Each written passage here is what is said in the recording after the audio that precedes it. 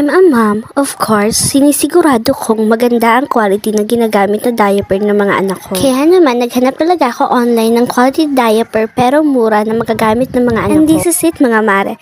Clean Fant is what I'm looking for. I always make sure na hindi talaga magkakarashes ang mga baby ko sa diaper kasi ako din naman na mahihirapan. And guess what? 5.18 lang siya at napakamura na talaga. Napaka-quick absorbent nga ng diaper na to at hindi talaga sila nagkarashes sa diaper na to. Ngayon nga, ipapakita ko sa inyo kung gaano kaganda ang nasa loob nito. Una ko ngang bubuksan ay itong newborn diaper para kay Celestine. It's a breathable, soft material, comfortable movement, and sleep time technology. Napakaganda ng quality ng diaper na to at hindi talaga ako nagkamali sa pag-switch kay Clean Fant.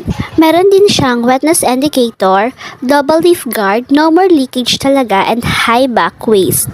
Ito namang susunod kong bubuksan